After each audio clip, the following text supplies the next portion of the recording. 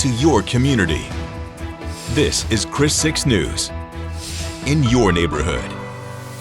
Hey there, I'm Chief Meteorologist Stephanie Lauber. As the rain continues to wind down, we've got a few wet roadways out there along SPID, but will those roadways still be wet as you head out the door for that Friday morning commute? I'll give you a look at the forecast ahead.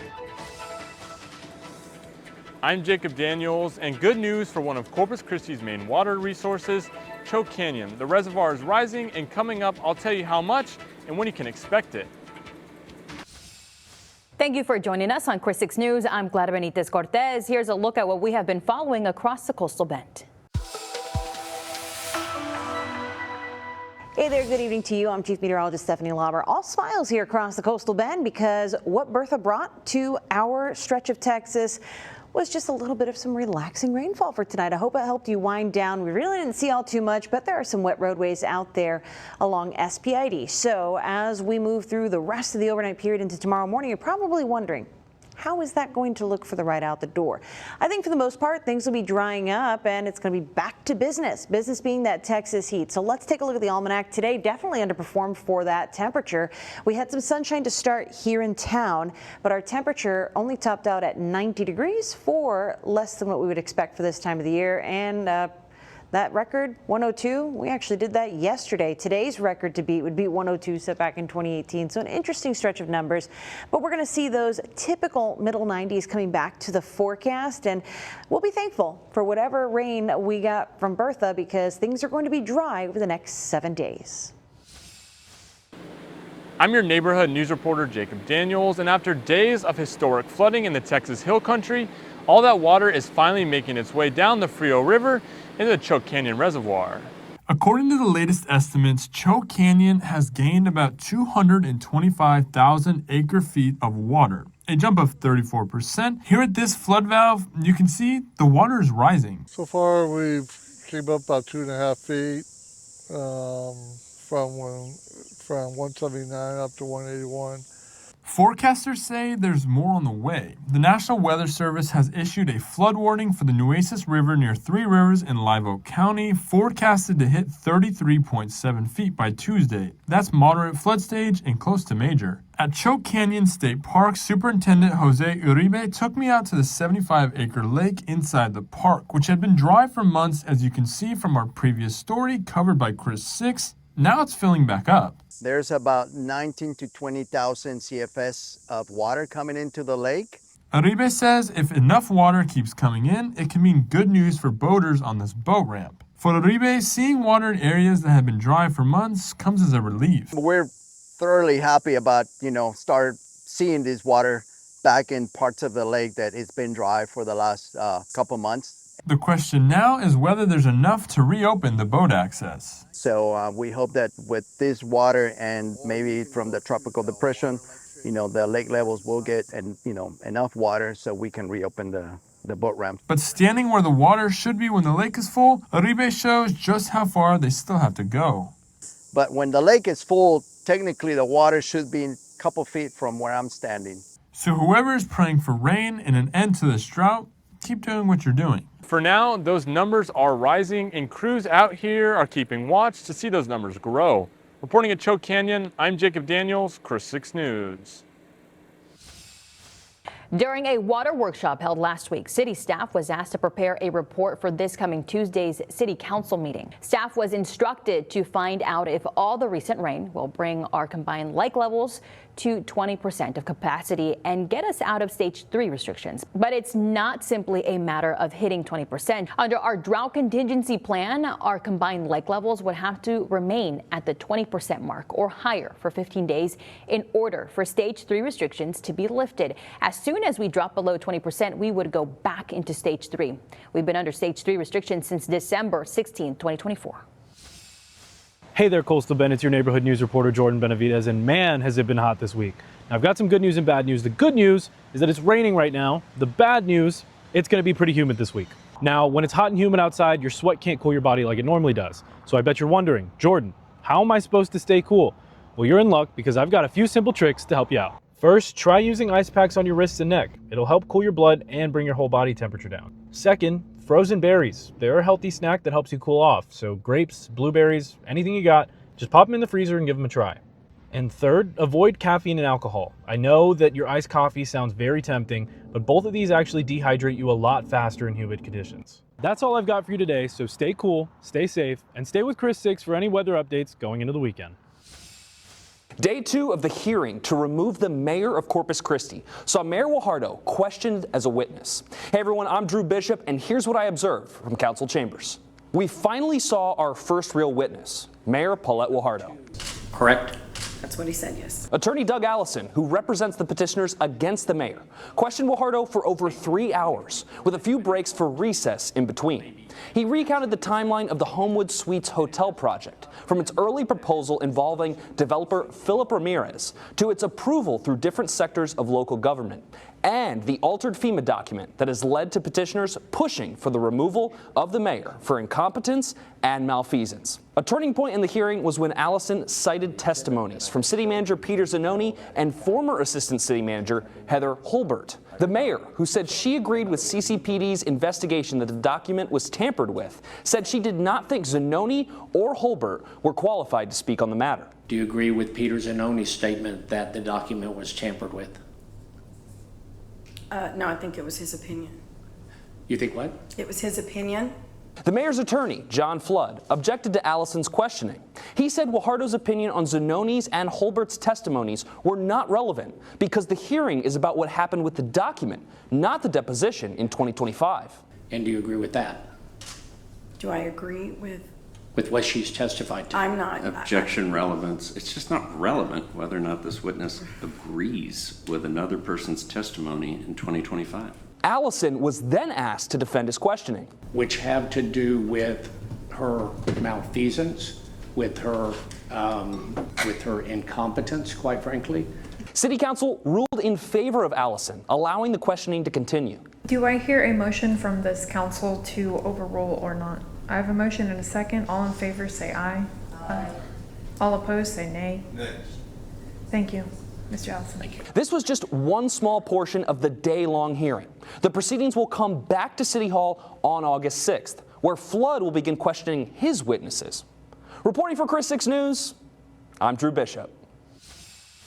Here's a look at the top headlines happening in the area. A San Diego man is dead following a two-vehicle accident last night in Duval County. The DPS says 36-year-old Adam Chapa was on State Highway 44 when he stopped to turn onto County Road 338. His pickup was rear-ended by a pickup driven by a freer woman who failed to control her speed. Chapa died from his injuries at an Alice hospital. The driver who hit Chapa, along with 2 men who were riding with Chapa, were all hospitalized. A mosquito in Kingsville has tested positive for the West Nile virus. Health officials tracked it on East Warren on July 14th. Crews started spraying for mosquitoes last night. That spraying will continue until tomorrow evening. And the Corpus Christi City Council is scheduled to vote next Tuesday on a beach parking permit fee increase. The current fee is $12. An ordinance on next Tuesday's agenda would raise it to $20. The city of Port Aransas and Nueces County have already approved the fee hike. If the Corpus Christi City Council approves the ordinance, the new fee could go into effect in January 2027. The city says the fee increase is needed because of the cost of maintaining beaches and providing beach-related services. Beach parking permits were first issued in 2002. Back then, the price was $6. West Oso Junior High School has a new assistant principal. His name is Reggie Moreno, and he'll take over for the 2026-27 school year. Moreno is no stranger to West Oso ISD. He served the district in various positions, including head boys track coach, varsity assistant football coach, and social studies teacher. Moreno is also a West Oso High School graduate. He graduated with the class of 2013. The San Patricio County Municipal Water District is getting a huge financial shot in the arm. The Texas Water Development Board has approved a $32 million financial assistance package for that water district. The money will fund the planning, design, and construction of a water system improvement project. That project will include construction of a 49,000-foot raw water transmission pipeline. The 48-inch line will run from the Water District's blending station on County Road 78 to the 200 million-gallon reservoir on State Highway 361. Hey everyone, I'm Reagan Garvin. I'm here at A.C. Jones High School in Beeville. We're on the 4th day of Operation Supply Our Students. Coming up, I'll have why we're here. Chris 6, a part of the Scripps News Group. Hey everybody, I'm Reagan Garvin and I'm here at AC Jones High School in Beeville. The school year is about here, which means that it's time for Operation Supply Our Students. We're now on the 4th day of this operation. If you don't know what that is, each year Chris 6 partners with United Way Coastal Bend so that we can help supply students across the Coastal Bend so that they're prepared for their first day of school. Today I'm here with Superintendent Dr. DeBose. Can you tell me a little bit about how important it is that Operation SOS exists for you and for your students? Absolutely. So first of all, I want to say this time of the year for educators is like the beginning of the new year for us. And so there's a lot of excitement that comes, new haircuts, uniforms, and with that, school supplies. So saying that, certainly we are appreciative to the community for helping us because we want every student to feel equipped. And so just by providing that pen, those pencils, that backpack, that gives that kid the confidence that they need to be successful for that new year. So we're really excited. Absolutely. And you mentioned being equipped. Can you talk about how important it is for a student to show up on that first day prepared and equipped? I would speak for it from the standpoint of that, having students prepared for the first day, it sets the tone. And so a kid coming in, the next day or the week after, with supplies, we want them to have them day one before they get there because we don't want students coming to school being anxious because they don't have what they need. So it definitely sets the tone for the new school year. Absolutely. Well, thank you so much, Dr. DeBose. Thank you. And you heard her. We want to help these students set the tone for their school year. If you want to get involved, you can text SOS to 91999. Again, that's SOS to 91999, or you can go to uwcb.org and donate there. All right, now I'm going to toss it back to our Trojan Tier team.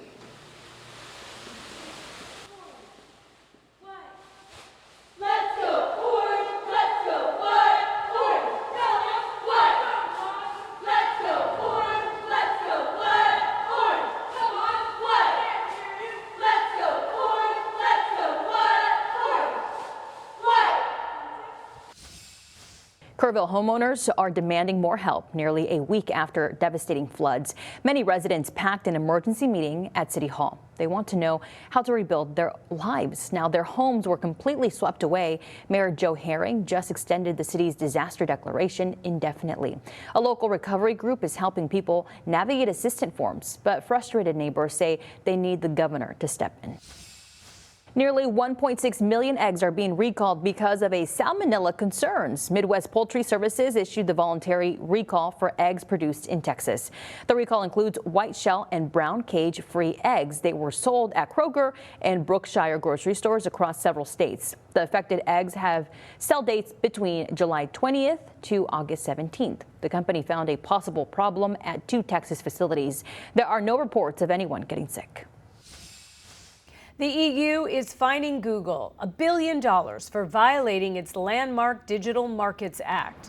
The European Union taking its new law into action for the first time, charging Google with 2 alleged misdemeanors. The European Commission accuses Google of using its search engine to promote its own services over those of competitors. It also alleges it kept some app developers from making cheaper offers to customers in the Google Play App Store. Google has 60 days to address those concerns. But in a statement, Google claims making those changes could affect search features that users enjoy and strip away Google Play's safety protections.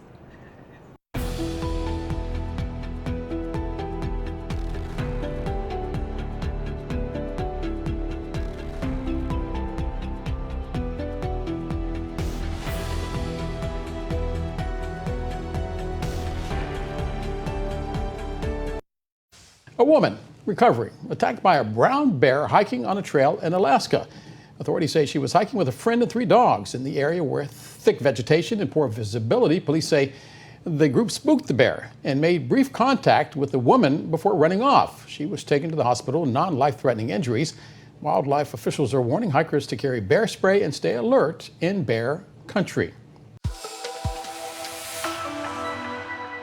Hey there, I'm Chief Meteorologist Stephanie Lauber. We didn't really see a whole lot from Bertha, and I think we'll take it. We've got river flooding to pay attention to over the next week as floodwaters from last week's hill country rainfall makes its way through the watershed. Choke Canyon rising 3% and just over 48 hours.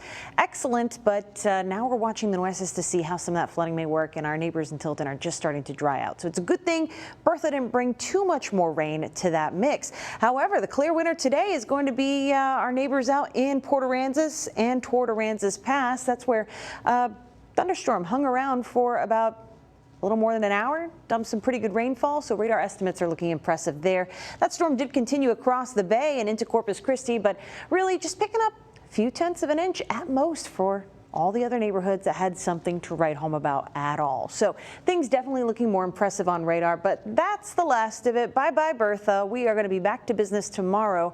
Here's what helped us. The high pressure that kept our temperatures toasty yesterday basically did nothing but help us get rid of Bertha. So a little bit of rainfall is all it took, and that high pressure, while it nudges away, is just going to mean that southeast wind flow returns to the coastal bend, sunshine. So just a few clouds out there as we make our way into your Friday morning. Again, maybe the roadways might still be wet in some spots, but I think at this point they'll have dried up. We're going to start off warm with temperatures near 80 degrees, and we'll be back to the 90s by lunchtime. Just a few clouds out there, more humidity, and more of the sunshine. A couple of these models want to throw in a stray cheese spot. Don't worry about that. That's the humidity. So what can we expect over the next 7 days? Well, your forecast has a whole lot of heat in it. We are not expecting any meaningful rainfall over the next 7 days. In fact, things are going to be drying up. So as we come back from the weekend and head into next week, I'll be watching to see how our temperatures fare. We could be a bit warmer than expected.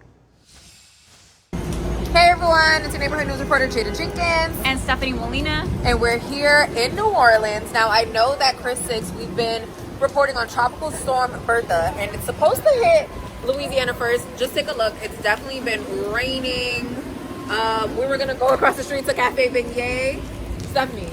Well, we're here for the conference at NAHJ, and so we're trying to get some food. It seems like that has changed, as you can see. You can probably flip the camera data to show people over there how they're reacting to it. But yeah, so we'll see how this develops as it goes on. We'll be sure to keep you updated because even though we're over here in New Orleans, we still care about our people back at home at Corpus Christi, and we'll keep you updated. Yes, just take a look at this rain. Now, we're going to allow the meteorologists to tell you how this could impact you. But for now, like I said, Stephanie and I are at this journalism conference learning some tips and tricks to better be able to give you guys information. And what better way to tell you what's going on than to tell you about this tropical storm, baby? All right. See you guys soon. I'm Jada Strayer, and coming up, athletes and officers raising money at Texas Roadhouse for the Special Olympics.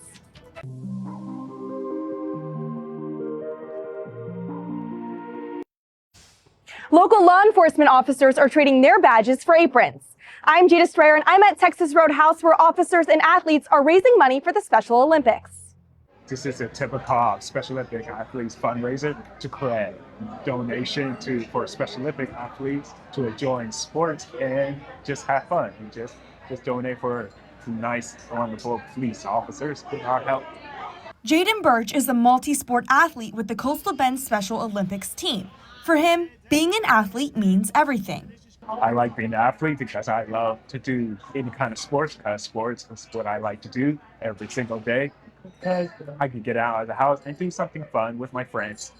DPS Safety Education Sergeant Rob Mallory says working alongside these athletes is the highlight of his job.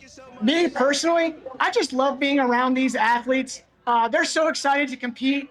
And they're always so excited when we're there partnering with them. It doesn't matter the day I'm having. When I get around these athletes, it puts a huge smile on my face. Every dollar raised helps local athletes pay for expenses that come with competing, including required medical physicals, travel to tournaments, and room and board for competitions. Guests could also support the cause by purchasing Special Olympics apparel, with proceeds benefiting the program. Sherry Stinson with Special Olympics Texas says the athletes are the best ambassadors for their cause. The athletes are way better about talking about Special Olympics than I ever could be, is the truth.